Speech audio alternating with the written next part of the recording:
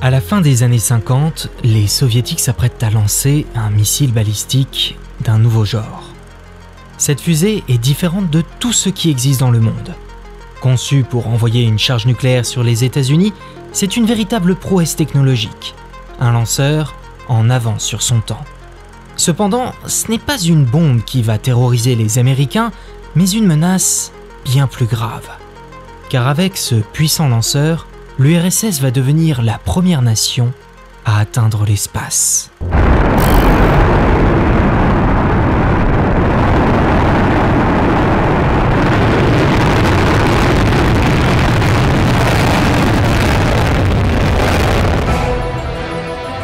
À la fin de la Seconde Guerre mondiale, l'Union soviétique s'intéresse fortement à la technologie des missiles développée par le Troisième Reich. Le célèbre V2 allemand est considéré comme un échec sur le terrain, mais il est convoité par les soviétiques et les américains. Les deux puissances y voient une opportunité pour déplacer une charge explosive de grande puissance sur une grande distance. Oui, Polly, une bombe nucléaire. Les Américains possèdent alors deux avantages considérables sur leur ancien allié. Le premier, une écrasante supériorité dans les airs qui leur permet de surveiller ou d'attaquer n'importe où dans le monde. Et le second, un ascendant technologique important. En effet, les États-Unis sont encore les seuls à posséder la bombe atomique. De plus, grâce à l'opération Paperclip, ils peuvent désormais construire des fusées. Et enfin, ils surveillent le ciel grâce à des radars performants. Alors que les tensions montent entre les deux blocs, Staline, à la tête de l'URSS, ordonne en 1946 la création de l'Institut de recherche numéro 88, dont le but est de concevoir des fusées et des vaisseaux spatiaux.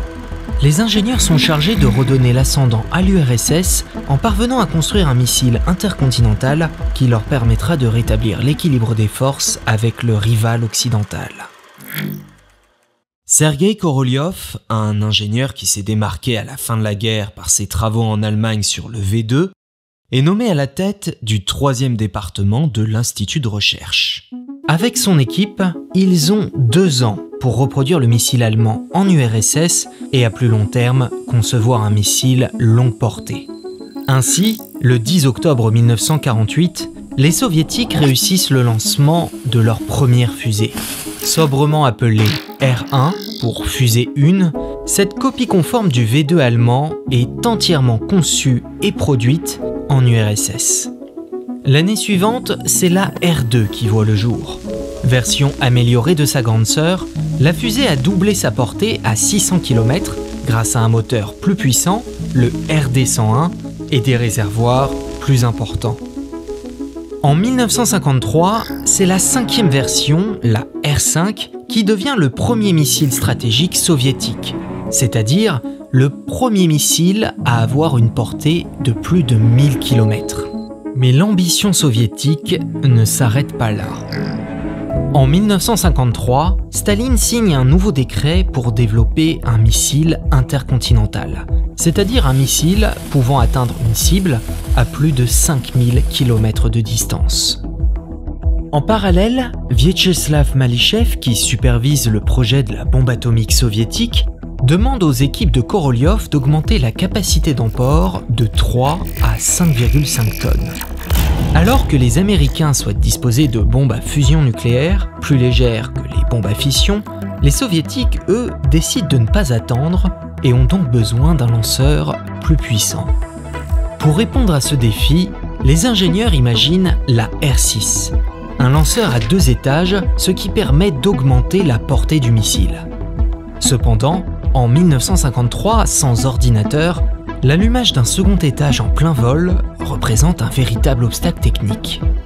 Après avoir revu des dizaines de concepts, les ingénieurs retiennent comme solution un lanceur composé de 5 éléments. 4 propulseurs extérieurs courts qui servent de premier étage et un second étage composé du propulseur central, plus long, qui est allumé dès le décollage. Pour avoir une poussée suffisante, il développe également un nouveau moteur, le RD-105, d'une poussée de 60 tonnes. La R6 réutilise ainsi un concept développé antérieurement par les ingénieurs, mais le cahier des charges du missile intercontinental est trop ambitieux.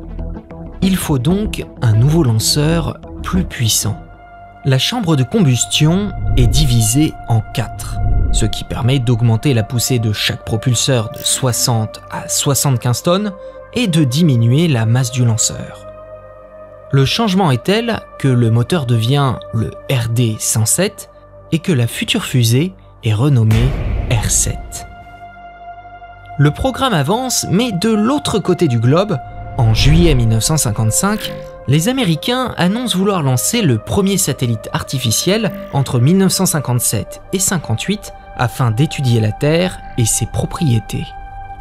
Korolev, qui tente depuis des années de promouvoir un programme spatial auprès de son gouvernement, rebondit sur cette annonce pour faire du missile balistique un lanceur orbital. Il y ajoute des arguments stratégiques militaires, comme l'envoi d'une grande charge utile et la longue portée du missile, ou la mise en orbite de satellites espions. Tous ces éléments incitent les dirigeants soviétiques à effectuer une déclaration similaire dans les semaines qui suivent.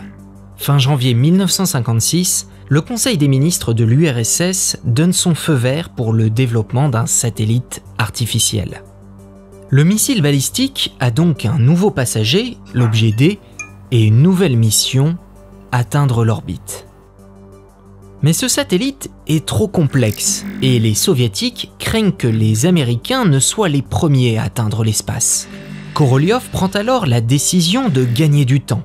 Ils abandonnent la charge utile et conçoivent un satellite avec une masse et une complexité réduite. Un émetteur radio dans une sphère capable de lancer des signaux audibles sur Terre. Quelques changements sont aussi apportés à la R7 pour réussir l'exploit. La fusée est allégée, la télémétrie disparaît du premier étage et le profil de vol est adapté. Le 15 mai 1957, la première R7 décolle de Baïkonour dans les plaines du Kazakhstan. Cependant, le vol est un échec.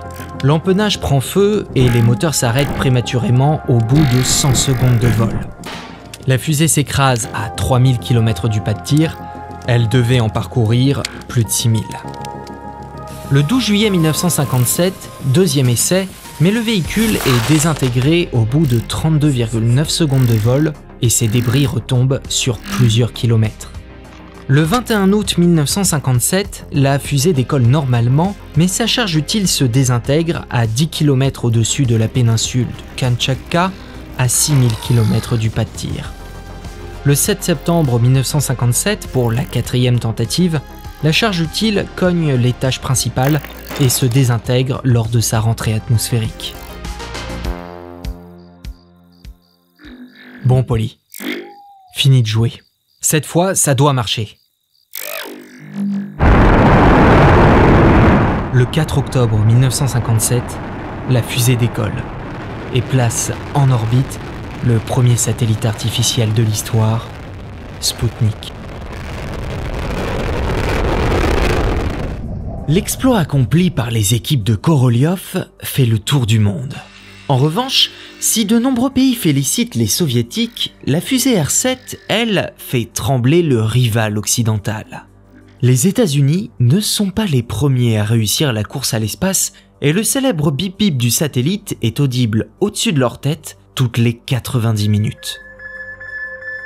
Grâce à la R7, la superpuissance américaine est devenue vulnérable à une attaque nucléaire. Devant ce succès, l'URSS fait du programme spatial soviétique l'une des clés de voûte de sa propagande. Le premier secrétaire du Parti communiste, Nikita Khrouchtchev, demande le lancement d'un nouveau satellite. Le 3 novembre 1957, la fusée R7 décolle à nouveau avec succès en mettant le premier animal en orbite, Laika. La R7 commence alors une longue carrière et donne naissance à la famille de lanceurs la plus prolifique jamais conçue, avec des milliers de lancements. Avec l'ajout d'un 3e étage, elle donne naissance à la famille des lanceurs Vostok qui enverront des sondes vers la Lune et permettront à l'URSS de réaliser le premier vol habité avec Youri Gagarin 4 ans plus tard. Elle-même sera dérivée en lanceur Soyouz qui ravitaille encore aujourd'hui la Station spatiale internationale. La technologie derrière la R7 a maintenant plus de 60 ans. Pourtant, cette incroyable fusée est toujours là. Développée pour gagner une guerre, elle nous a permis d'atteindre les étoiles. Oui, Oli, c'est une phrase complètement cliché, je sais. Cette course à l'espace est d'ailleurs très souvent critiquée. Trop cher, pas assez de retombées. Si vous voulez connaître ces raisons, je vous conseille d'aller voir cette vidéo.